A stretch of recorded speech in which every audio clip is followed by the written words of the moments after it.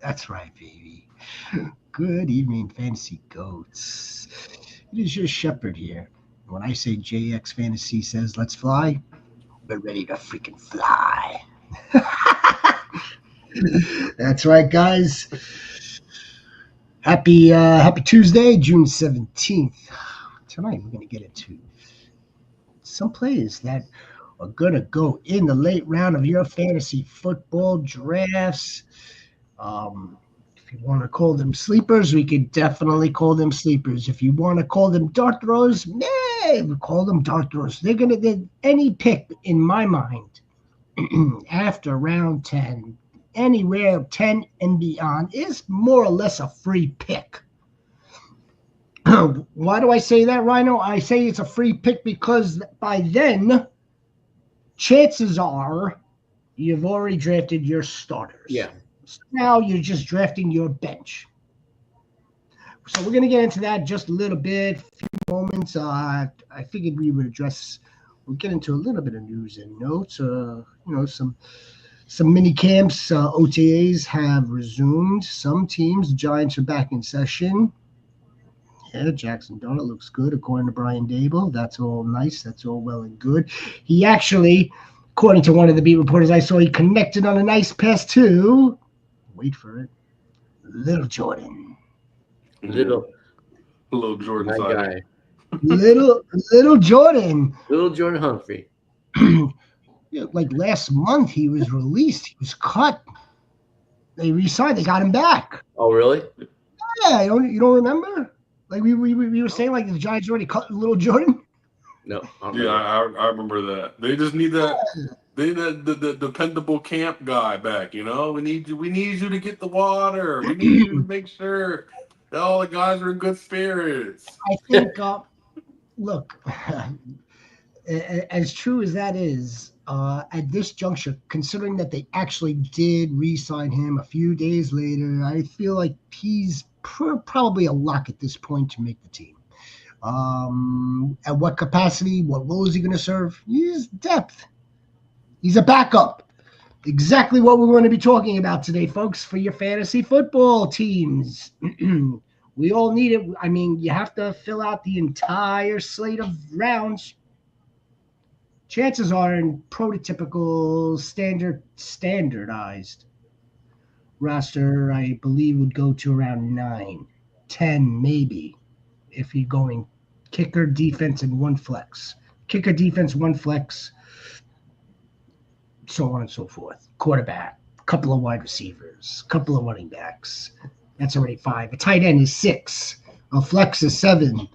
Kicker 8. Defense 9. Yeah, by round 10, you're onto your bench. So yeah, we'll get into a few guys that we all love or are targeting in the late rounds of our fantasy football drafts. Who would like to begin this beautiful show? What do we got? Go big guy. You go, JX. So you may go first. Yeah, Jax, give us a guy, man. Give us a guy or two. Throw me in the alley oop. It's fine. I'll dunk it. No problem. First guy I got here is Dylan Sampson from the Cleveland Browns. Yep. You talking about round 10. This is a round 13, 14 guy. This is someone you really are just throwing the dart at. And I believe, is a great dart throw. I think he's going to be sharing the backfield. As much as we want to be all in on Quinshon Judkins, I do think he's going to be. I agree with you. I've been saying that all along. Yeah, I mean, just first and foremost, they were willing to just let Nick Chubb go. That's big for me because that tells me that they have a plan in place. And I want to take y'all back in the fantasy football time machine here. Do y'all remember back in 2020, the Cleveland Browns had 2 running backs? You guys remember those were?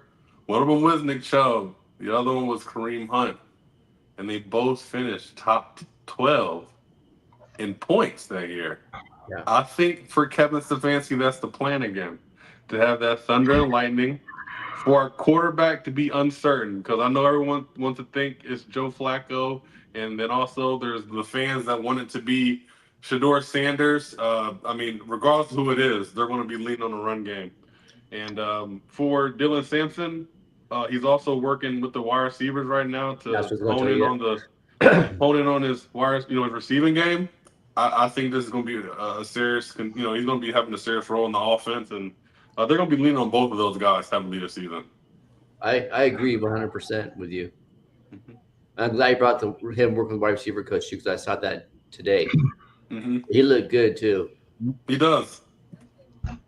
He just I'm sure he looks real good. I mean, prospect too, and the same logic that I have applies.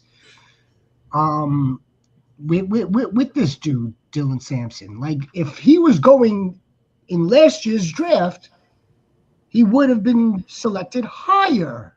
He's Like been the first running back taken. in the same logic that I apply with Cam Scatterbrains. Yeah, so okay. I mean, we're talking about late round 3 picks, so there's no way I could dispel it, refute it, rebuttal it, none of it.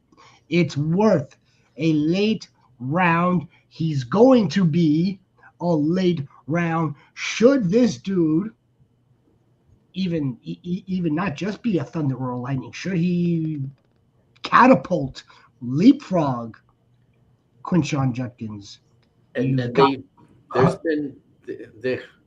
there's been talks out there, whispers that they can see him being a 3-down back too. Yeah, there are those whispers. I mean, he's proven that at Tennessee that he can be a 3-down back. But I also do think he's aware of the situation. Mm-hmm. He knows the situation he's in, so he knows he has to have the most well-rounded game to see the field.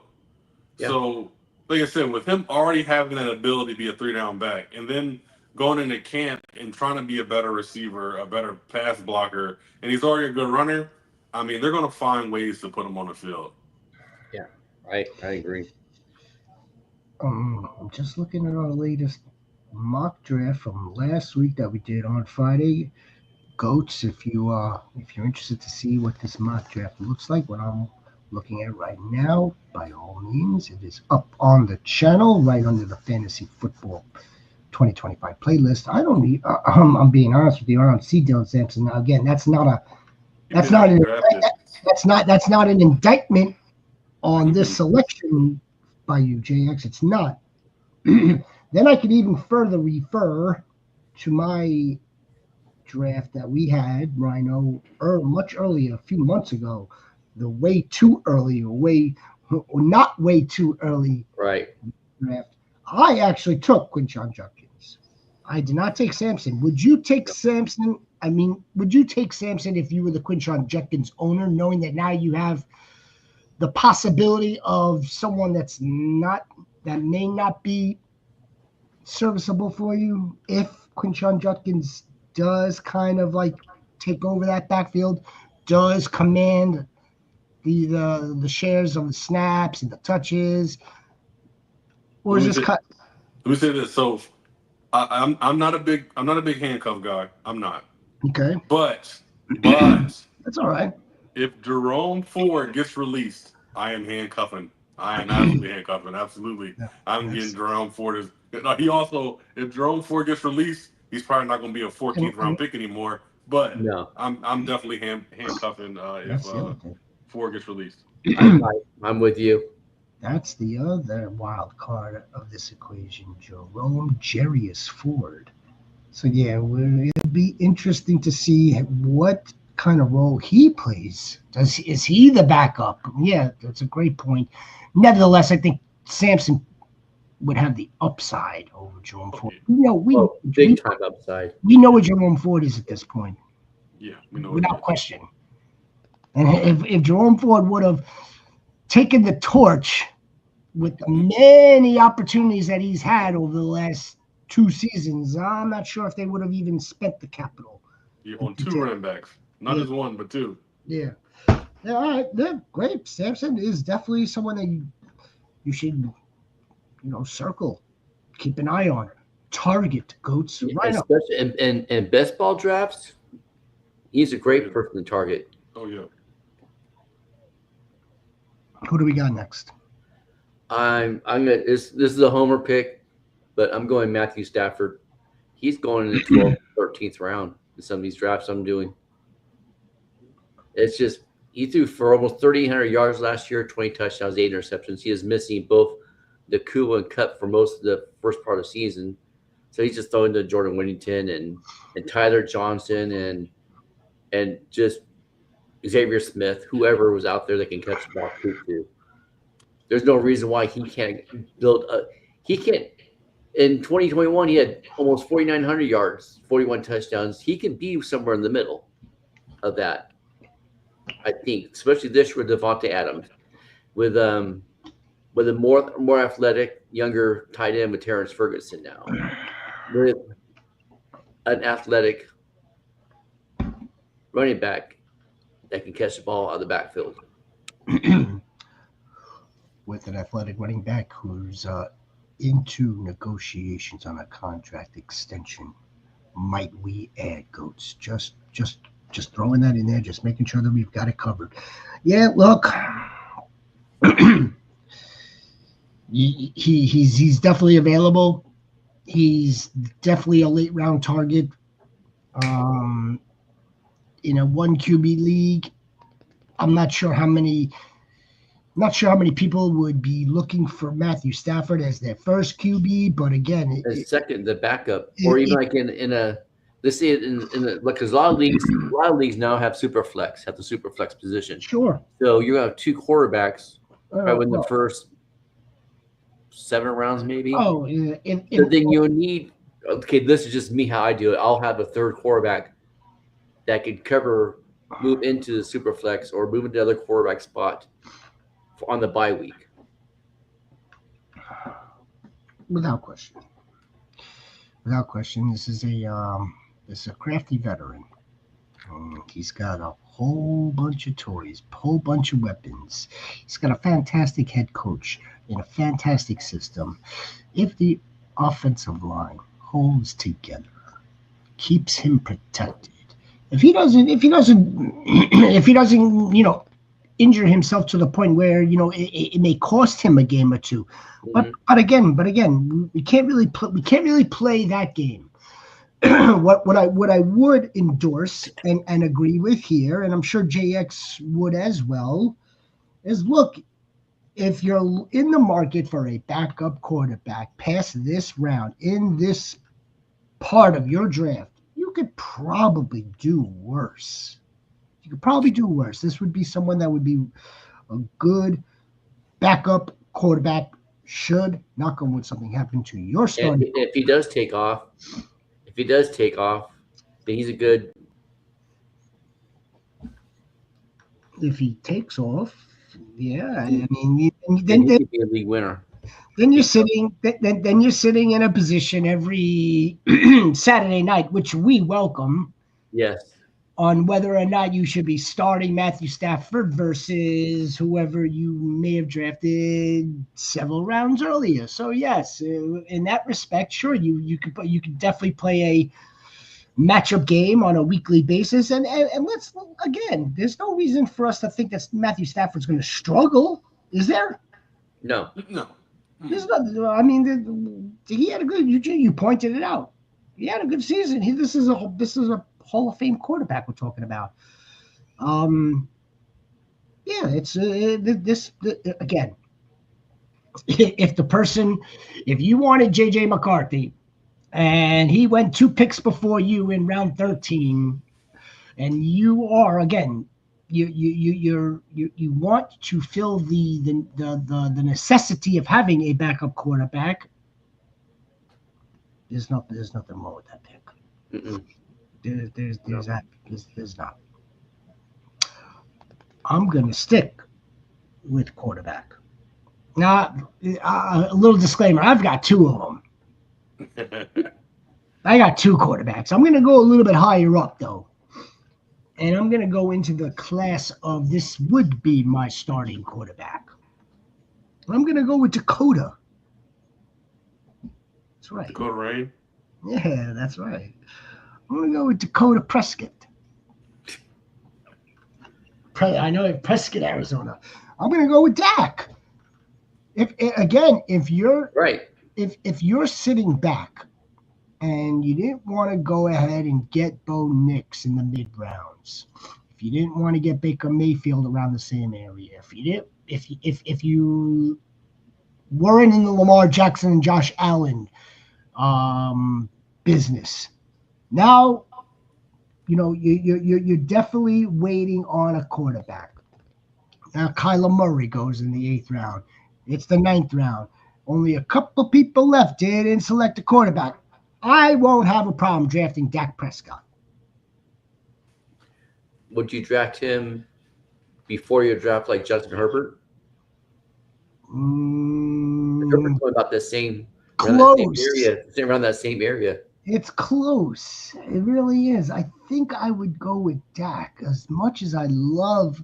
Well, let me put it this way: the decision would be a hell of a lot harder for me if I already got Ladd. Right. Then I may have to scrap the Dak plans. But let's say I don't have that. Really. Really? I don't know if the stack.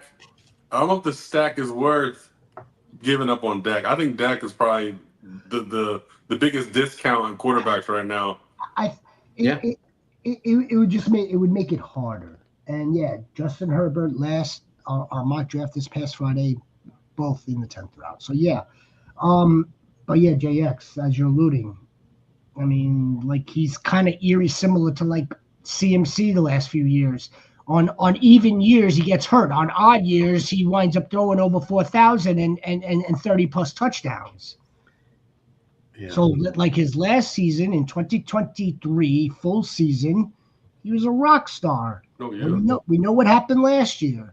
If he's fully healthy with another weapon, maybe he gets his tight end a little bit more involved. Maybe, just maybe, a little Jade on Blue with Javante mixed in, and this team is going to be vastly improved. CD. I think the Pickens move just gave the Cowboys a complete 180. I mean, I wasn't afraid of anyone on that team until they got Pickens, because when Pickens got there, it goes, oh man, that really does kind of open things up for CD to go everywhere. Oh man, that really opens up, Jake Ferguson, because they're going to have someone that's going to be stretching the field all over the place with Pickens. Pickens will do what he needs to do. He'll be running straight and post. That's it. That's all he needs to do, and he'll clear everything up for everybody else. And I think, like you said, on this odd year, Dak, he could be a 4,500 passing yard quarterback. He could be 40 touchdowns. He could, because we've seen it before. So why couldn't he do it again? We've seen this ceiling. Go. Okay. But the thing that scares me about the Cowboys is Brian Schottenheimer. He's never had an offense rate higher than 17, I believe. Mm-hmm. And that's what scares me. Now, before you had Mike McCarthy, you had Kellen Moore making plays. They're more offensive minded and stuff. Schottenheimer, unless he's improved and he's advanced his thinking, he's the one who could actually hold the Cowboys back, not the players. Yeah, I get it. And that pains me to say because, But like the Brian Schottenheimer ranked 17 teams. I mean, that's the best offense he's had. Was it ranked 17, I believe? But who was with that? Who was on that offense?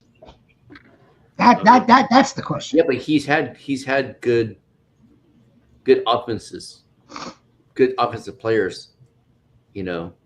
Better than this one. No, I can't go back in the. No, just off the eye test. Those years that I try to forget. Those are the dark years. Those dark years. Hey, look, they're trying to forget them too. Okay. I don't. As long as that man is still alive, and as long as he's still sitting next to Pops, and as long as they still have this I guess a window. You want to call it a window? It's a window, sure. The window, this window only goes so high, but they're going to be able to maximize a lot out of that. They're going to pull a lot of mileage out of what they still have on the field now. I hope so. And then because the Cowboys, we talked about this before with our teams. If the Cowboys are relevant, that's good for NFL. Yeah. That's good for the NFL because they're a legacy team. And I totally agree with you that Brian Schottenheimer is not a good play caller. He's not a good coach. I just think that Dak can overcome this. I really do. I do. I don't know because you don't just not throw anymore. You know, you not just don't throw good anymore. You just don't not have CeeDee Lamb anymore. You just don't have George Pickens and not stumble into a 4,000-yard season. You know, like Yeah. he's gonna find a way to do it. I certainly hope so. It'll be good for NFL for them to be relevant. I know they've said that he's gonna be more run pass. You know, again, I'm in the camp of Dak. I'm not out of the camp of Dak, but I'm just very leery of that camp. We've seen him in action. We've seen what they're capable of doing. Yeah, you know what? You definitely shine a light on perhaps why we should pump the brakes. And you know, I wish I would have thought of that perhaps 2 months ago because I didn't really connect those dots. But yeah, again, I think there's going to be a different sense of urgency. This team needs to perform. This team needs to at least be relevant. Mm-hmm. The running game should be better. They got the George Pickens, as you alluded to, JX, with this guy on one side and CD running out of the slot freely. Again, we have the range of outcomes. Yeah. What's up to all the fantasy goats coming in straight from the Big Draft Energy disco drafts and the disco rain and the disco ball? What's up, Brent Goat? Odysseus Goat. We got the Willie Goat. Get the goats of best ball, man, coming in here, right? Odysseus. I sent Odysseus a nice little love letter last night. I hope you were able to check that, get that. Nevertheless, we could talk about that some other time. Yeah, you know, again, Dak Prescott, 10th round, you could do a lot worse. So here's the thing, right? Okay, fine. Rhino brings up a tremendous point with Brian Schottenheimer. So if I'm drafting Dak Prescott round 10, I'm probably now looking for another huge upside play at quarterback. Who is that going to be? Well, I'll tell you. It's Cam Ward. Why aren't we talking about Cam Ward? All we're doing is talking about Caleb Williams from last season's rookie that everybody was drafting. How come nobody's talking about Cam Ward? Good question. Cam Ward might throw for 5,000 yards. He might. I don't know about that, but no, he might. He might. You don't know. He might. He might throw for 5,000 yards. Now, I didn't say what the touchdowns to interceptions would be there, but he could get at least over 4,000. He might get over 4,000. Did you hear his quote? Speaking of news and notes, Cam Ward actually did make some news. All he wants to do is throw the fuck out of the ball. I'm just ready to throw the fuck out of the ball. I mean, like, look, this is a number 1 overall pick. Mm-hmm. I think you could, again, you're going to hear me say this over and over again. I think you could do a lot worse. Yeah. If you're going to draft a backup quarterback in the 13th round, 12th round. And we've seen the tape on Cam Ward. I mean, granted, okay, it's college. Okay, granted, it's the ACC. Okay, I get it. Right, the ACC. I don't want to mess that up.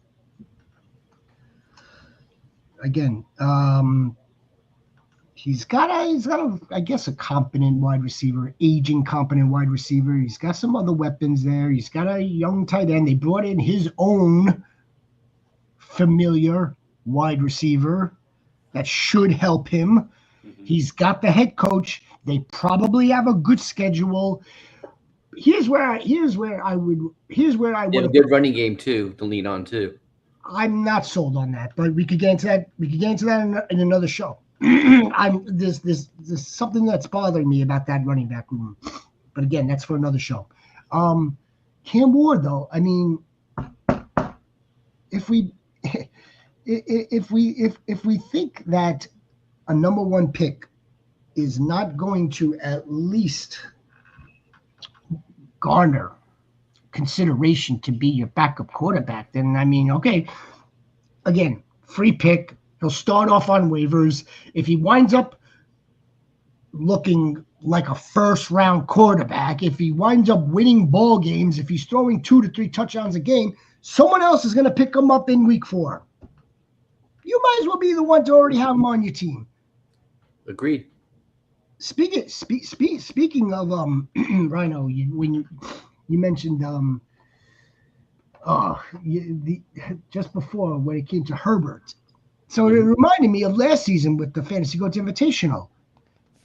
I had Kyler Murray, but I also had Justin Herbert that I drafted. I wound up dropping Justin Herbert. I dropped him because I needed to make another move.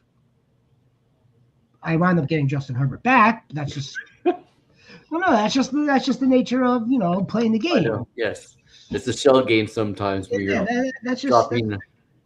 That's just the way. That's just the nature of the beast. Cam Ward. Well, I'm sorry. I will get right to Billy Goat.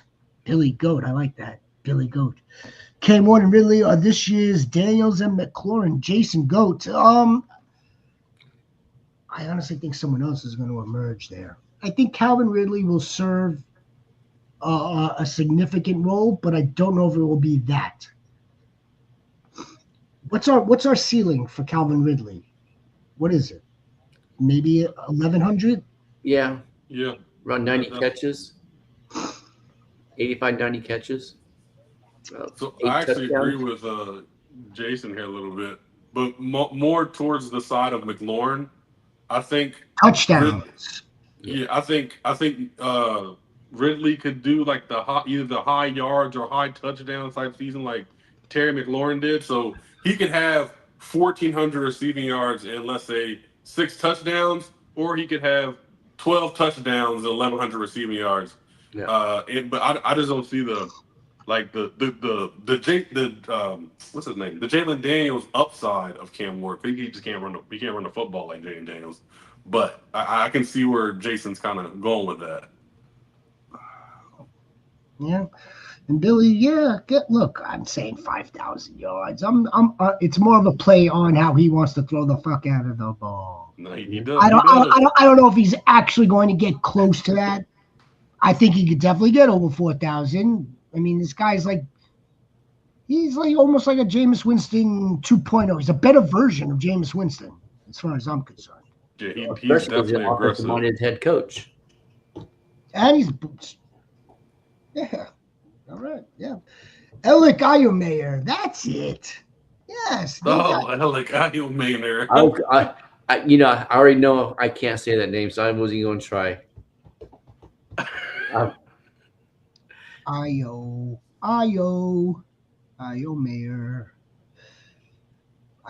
Look. If he doesn't, he doesn't.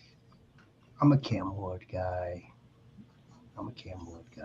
I think he's gonna have himself a good above good. Does Ward like crab legs? I don't know.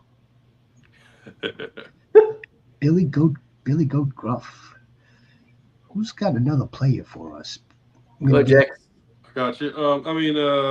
I talked about this guy before, and I can't stop thinking about him. He's always on my mind. Wan'Dale Robinson. Oh. The only guy who gets disrespected who has 140 targets. Everyone else who has 140 targets is getting drafted in rounds 1, 2, 3, 4, 5, 6. But then there's Wan'Dale Robinson who gets drafted all the way in round 14, 13. You have to play the numbers game in fantasy football. You take 140 targets every opportunity you get. With the quarterback upgraded for the Giants, the 700 yards he has last year now turns into maybe 900 or 1,000 yards this year. The 3 touchdowns he had last year turned to 6 touchdowns this year. Brian Daboll believes in Wan'Dale Robinson. Why doesn't anyone else?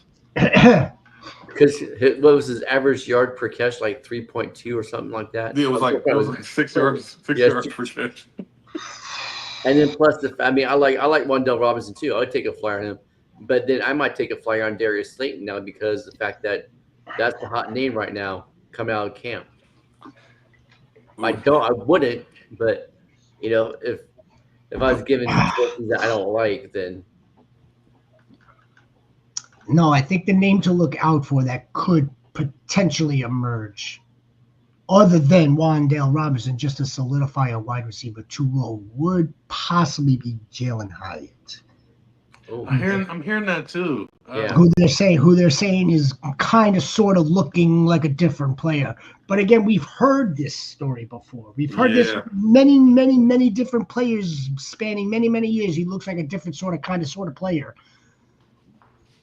You know, as well as anybody, JX and the Rhino knows who's getting the targets. At MetLife Stadium. Of course.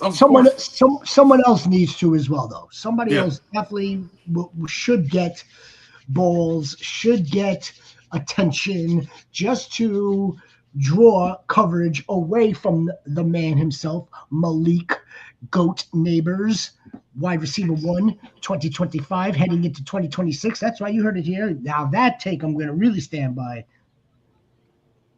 Yeah, no, it's not. Cam Ward is. I think he could definitely get over 4,000.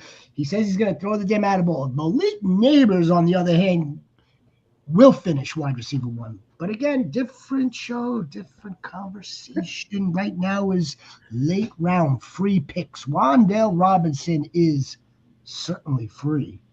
Certainly free. He's definitely worth a flyer. All the underneath stuff, I would say yes. Exactly. He could be Russell Wilson's kind of like security blanket. I don't know how much ball is going to go around there, though. That's the only problem I have, the only issue I have. But again, it's not really an issue if this guy is being drafted onto your team in the 14th, in the 15th. Yeah. So even if let's say he regresses, right? Is there another wide receiver going round 14 that's getting 100 targets? Is there? I don't know if there is. No. So, the dart throw was, like I say, you got to play the numbers game. If he's getting 100 targets and the other guy in round 14 is getting 60 targets, I'm gonna throw 100 darts at something instead of 60 darts. So just play the numbers game with that one. No, and what happens? He produces the same as last year, and he ends up on waivers. At the worst. Billy's got to get pointed with the Chike DK. Yep. Chike DK. He wasn't drafted, but he was well thought of though too. He's one of those players that I thought was gonna be drafted. So he could overtake Ian. Who knows?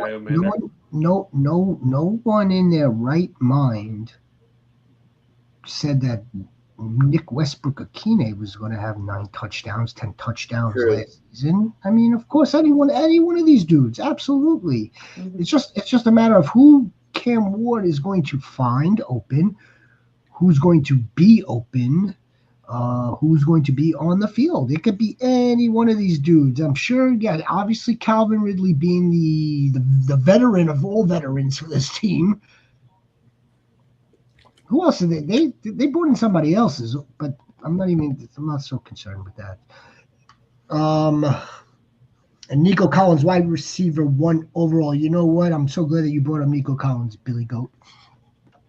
This Thursday, we're getting into top player debates, 8 o'clock p.m.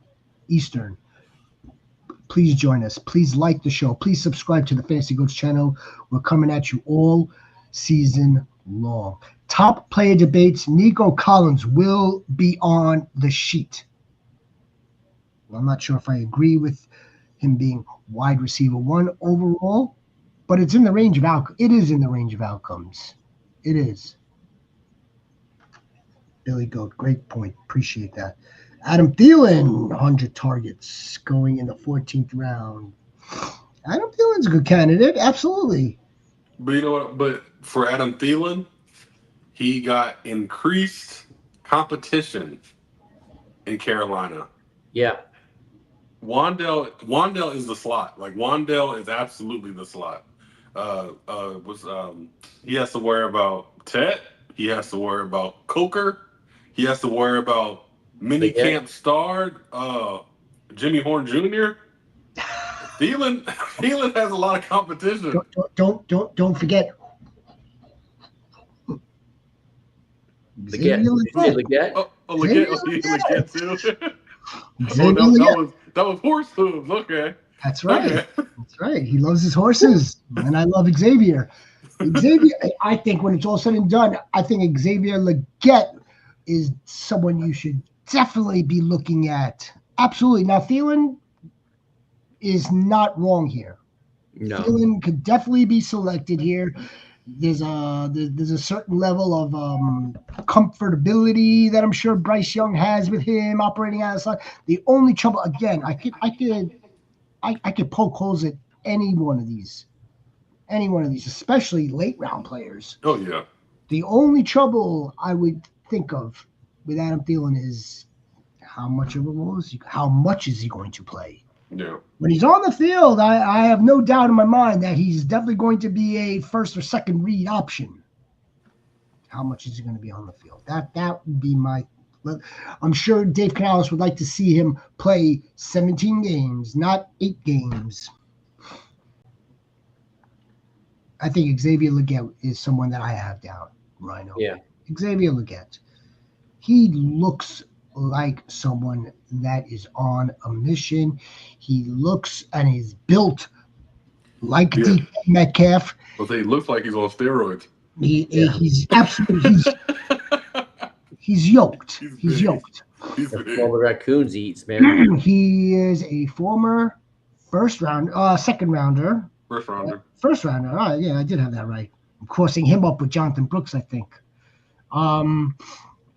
He's a former first rounder last season, played hurt all year. And this is out of his mouth to Kay Adams at the Kentucky Derby, that he didn't want to miss any time. He just played through the injury.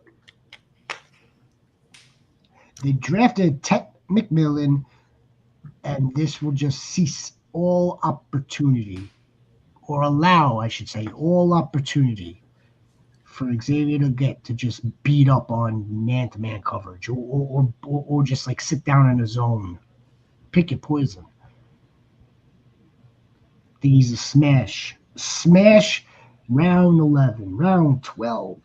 This draft, I don't even think he was drafted, Rhino. I see Adam Thielen here in the 12th. I see Jalen Coker here in the 13th, JX. Mm-hmm. I don't see Xavier Leggett. It's amazing to me. Unbelievable. I think that's a mistake. Xavier Leggett, someone that I'm going to be drafting. At least I'm going to be attempting to draft. So what I was talking about yesterday, about how, like, you know, towards the end of the season, that's the last thought and memory we have with people.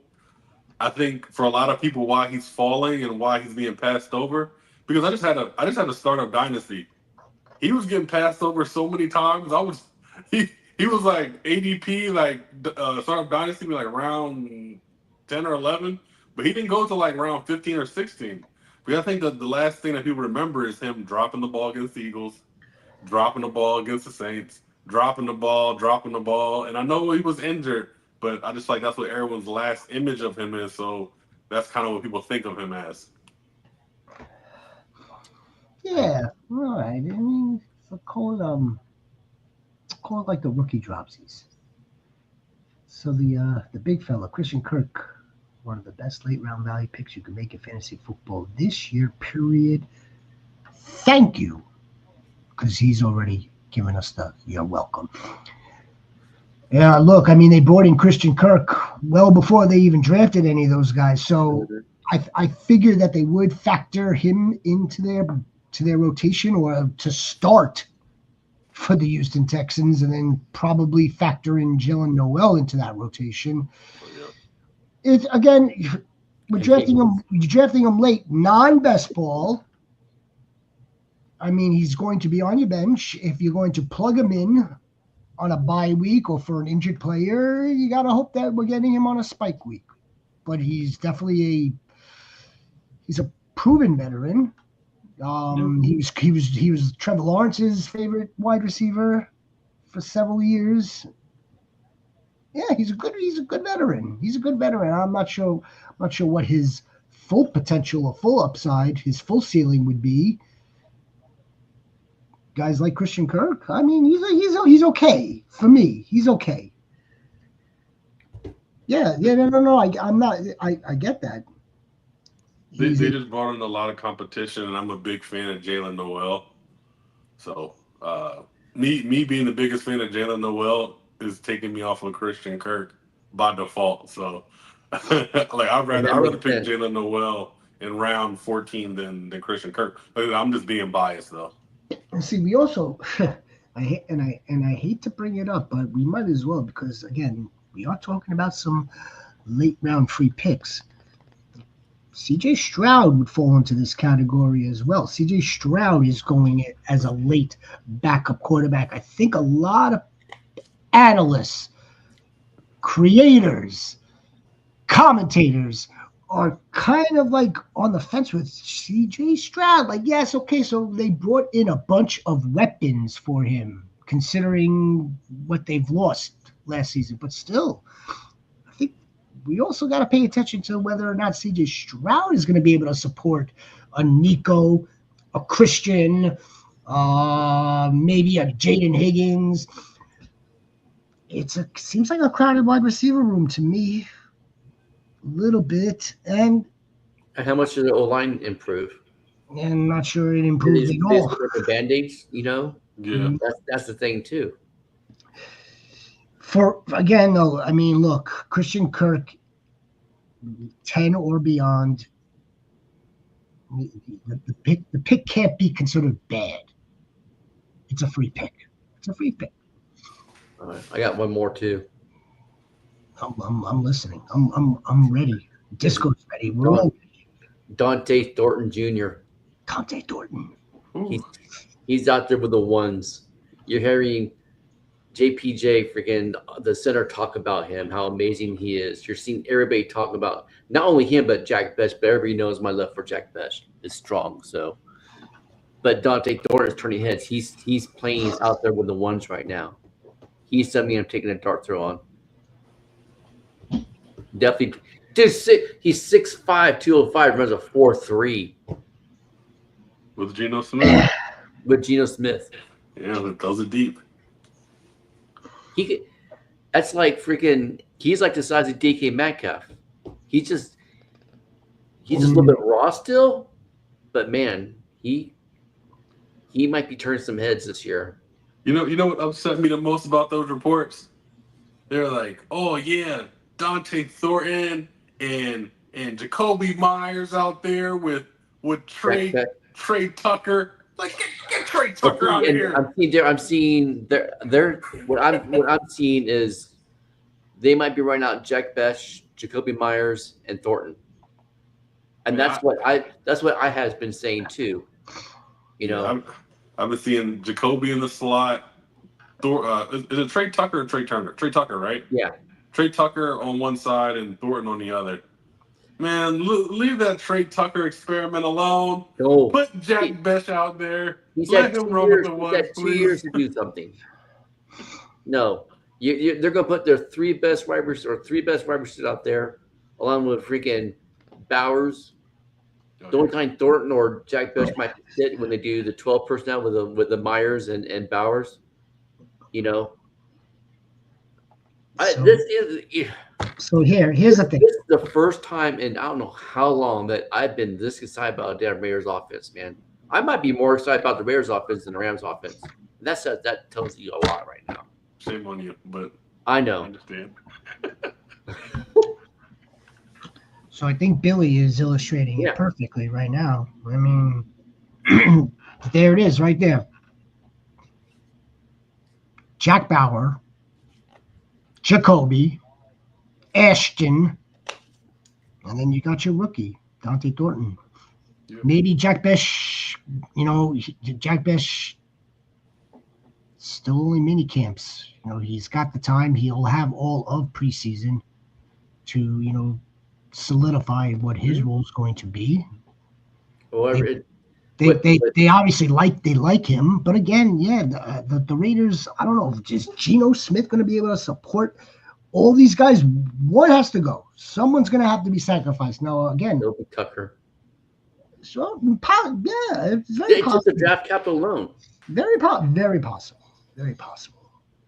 And for the fact that Jacoby Myers has probably got his snaps carved out. We know Bowers does. Yeah, like Thornton will be fighting with Besh, with Tucker, and then you got the run game, and then you got Geno. I mean, I don't know. Like when you're getting into the 12th, 13th, 14th round, Rhino, you gonna go and select Dante Thornton over a Mason Taylor, over Isaiah Likely if you wanted to have another tight end? I mean, again, I'm just saying, is this Yeah, okay? because You don't want. I know I can go in and grab a Terrence Ferguson or Rondé Gadsden at the very tail end of the draft And be good with that. okay, no. Again, there's no wrong way in terms of like the approach at this point. And like I get it. You don't want Thornton to wind up on waivers, being a free agent. You don't want Disco to add him in week 2 right underneath your nose. I get it. No, so therefore he's going to make your team. I was just laying out some other options in terms of other players, I should say. There's a whole other lot of other players too that I like. Sure, there are. A lot. Yeah, and this also right here, Michael Mayer, they got to do something about that. You would think like there's no reason to hold on to both those. There's no reason to hold on to Michael Mayer. I'm just going to say it. I think they're going to run a lot of 12 personnel. Then that's going to screw with your wide receiver room. Yeah, that you roll. I don't know how much is a lot, but I just know they're saying that they can run a lot because they want to run the ball. So everybody should worry about what Disco does. What Disco gonna do? If they run a bunch of personnel, I'm absolutely all in on back on Jack Besh. Yeah. He's probably the best blocker in the wide receiver room. So he needs to be out there blocking too. There he is.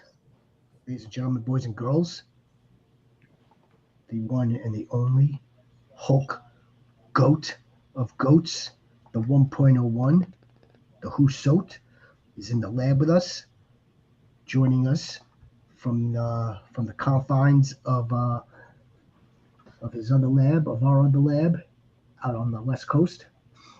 The great Northwest. The great Northwest. He's coming to us from the other lab in the Northwest.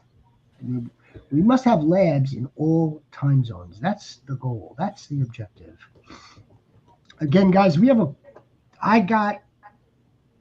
man. I was telling Rhino that it'd be wonderful if I could just clone myself. Then we got so much other time to do so much other shit. But in the meantime, yeah, this Thursday, we've got a fantastic show. This Thursday, we're going to get into the top player debates. Top players. So this show we spent talking about these late round dart throws. Again, dart throws. And some science goes into it, I suppose. If you're inclined to, if you have a slow clock, yeah, you want to look at strength of schedule and all that. Sure, you could kind of you could kind of put some logic into some of these picks, but they're free picks. On Thursday, we're going to get into the big boys. We're going to get into the big boys, the cornerstones of your team. And that's that. That's that. Do we have any? Did we miss anybody today? I don't think we missed anybody. I'm sure you missed a lot, but I don't think we missed anything. I don't think so. JX? JX? Is JX with us? Is the audio? No? Yes? are you there, JX? Give us a sign. Blink twice. Bark twice if you're in Milwaukee. It's definitely the audio. All right, guys, we will be back on Thursday. I appreciate all of you for joining us. Yeah. The Disco Raid, the Disco Ball, the Husots, Billy Goats. Please give us a like. Please subscribe. Thank you, Brian Goat, man. This guy's a goat. Big time goat. Can't wait to see what he does year 2 in the Invitational. There's Billy. Billy coming in with Io Mayer. Io Mayer. Jason Calhoun, folks. And there's Odysseus. I'm just scrolling up. Brent. That's our guy, Brent, right? Mm-hmm. Is JX returning? just when we're wrapping up? Yeah, There he is. You see me? All good? Yes and no. A little bit. All right. We're good? Yeah, we were just wrapping up. We had a great show. We'll be back this upcoming Thursday, 8 p.m. That would be Eastern time. We'll get into, again, top player debates. And that's it for me. Ready. Hold on, I have one more. See, the football guys didn't want me to talk about my last guy. Let's go, man. Yeah, People need this was somebody I was absolutely down on last year, but I gotta bring him back to life. You gonna resuscitate him? Rashad White. You know, everyone's so kind of gung ho on Bucky Irving right now. I mean, and rightfully so. I love Bucky Irving. Like I said, and Bucky Irving was the reason why last year I was so down on Rashad White. But through Bucky Irving breaking out and him being a top 10 running back towards the end of the season, even making his way into the top 6 running backs in PPR, Rashad White was still top 20 in PPR running backs. Yeah. So quietly, like I said, while Bucky was taking over, Rashad was still steady. So being a potential running back too that you could get in the later rounds, that's definitely another dart that I'm willing to take. You know, it hit me like a ton of bricks. Last week, I wanted to look at a draft that was from last season. And I'm looking at the draft. I'm trying to see like anything like glaring. Round 5, Rashad White. Well, we all know what happened. But at the same time, just because we had this rookie emerge late round, Bucks hit a home run. This is what we are attempting to do, hit home runs. I kind of feel like Rashad White is not really finished. He's got unfinished. I don't think so either. I think he's got some unfinished business, and I think that the Buccaneers are going to allow him to do everything possible to get playing time. I mean, like, if he's playing good, it's gonna make it a hell of a lot harder for them to take him off the field. Mm-hmm. But those opportunities are few far in between, though. It's like he's got to make the most of it, because I think Bucky Irving is gonna, have something to say about that as well. But yeah, no, I like that pick. Rashad White is going in this range, 11, 12. Rashad White, 13.5. 13.5. And yeah, again, I know you're not big into the handcuffs, JX, and a lot of people do, you know, have that strategy as well. And I just checked, this particular manager of the mock draft did draft Bucky Irving in the second round, did Rashad White in the 13th. So, I mean, like, he might be someone that you're going to have to target if you're the Bucky Irving manager and if you are in the camp of handcuffing. There's a lot that aren't in that camp. Just have really good depth. Otherwise, you don't need to handcuff. But then there's also, we could get into a whole show on handcuffs. Rhino. We could probably spend a lot of time talking about handcuffs. It's another idea. All right, guys. Rashad White. Rashad White's definitely someone that we're paying close attention to. Close attention. Travis Etienne. Rashad White. What about Will Shipley? Tank Bigsby. Is he in the handcuff category? Yeah, back up to Barkley. Is he, or is it AJ Dillon? Who knows? Who knows who's the backup there? Who knows? Dillon. Does the Saquon Dillon comes out when it's cold outside because he hurts everybody. does the Saquon manager spend a pick on Will Shipley is the question. Yeah. Because I don't think Will Shipley, as nice of a run that he had, or a few runs, right? When he did get his playing time, he looked okay. I don't Will Shipley is no Saquon Barkley. He is not. No. So there's the other thing you have to factor in. But Saquon Barkley isn't Saquon Barkley from last year either, so it's not like you're getting a carbon copy of Saquon just because you have a handcuff. And that's why I don't like handcuffs. Like that, you just said why I don't like handcuffs. It's very. But I understand why you do. But see, you know what it was, I believe, years ago, back in the day, when you were getting the handcuff, because okay, if that guy did go down, all of a sudden you had an instant success, instant starter. But I think nowadays, the backup is not as highly talented. We're not really seeing guys emerging as these featured running backs starting off as a handcuff. Do you know what I'm saying? It's more of the platoon type of deal. Yeah. It's more okay, the RBBC type of deal. Not necessarily this guy. I'm trying to think. There's a handful of guys. In my 22 years of playing, 22. Okay, I had the handcuff. Therefore, I had the league winner. Who was it back then? I'd have to really dig through that. if I had to guess, really had to guess, I don't know why the first thing that came to my mind was when Priest Holmes got hurt that one season, and Larry Johnson was just absolutely torching everybody like that. I can understand that, but even that isn't because Larry Johnson was a first round pick, so that doesn't count. That's not that. Yeah, because they were drafting Larry Johnson almost we're waiting for Priest Holmes to either retire or get hurt, and then we have our starting running back, Larry Johnson, from Penn State, correct?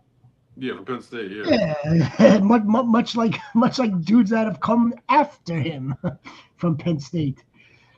There's some others though, and you know what? I'm gonna look into it. D'Angelo Williams and Michael Stewart. D'Angelo Williams, that's an interesting one. Stewart. Yeah. Well, Thunder Lightning. That was more with Thunder Lightning. That's another platoon type thing. Yes, when you have a high level backup, he's playing, right? I can't even look at it as if you're talking about the Titans, right? You can't look at Tyjae Spears as a handcuff. He's just a high level backup. They're going to be doing a 50-50 thing maybe this year, So I don't really look at, what I'm saying? It just because if Tony Pollard were to go down and now Tyjae Spears is the presumed RB1, that would not mean he's getting all of the reps. Someone else now would be switching to Tyjae Spears' reps. So Yeah, no, I definitely get it. We all get it. And be like David Montgomery, Jameer Gibbs. I mean, like, who the hell's who would have thought that they were drafting a running back that high and then to utilize both of them like that at the same time? Same game. Not even like at different spurts. Like Yeah. every game. Goats. Thank you very much for coming this evening. Thank you very much for coming every evening. We'll be back this Thursday. Take us all. Be a difference, make a difference, man. And please tell a friend. Try and get to 400 by training camp. We're almost there, so please like Next and month. subscribe. Big time training camps next month. My God. Tomorrow it'll be week 1. Yep. So glorious. It's not even funny. So glorious. All right, guys. Enjoy the rest of your evening. Thank you very much.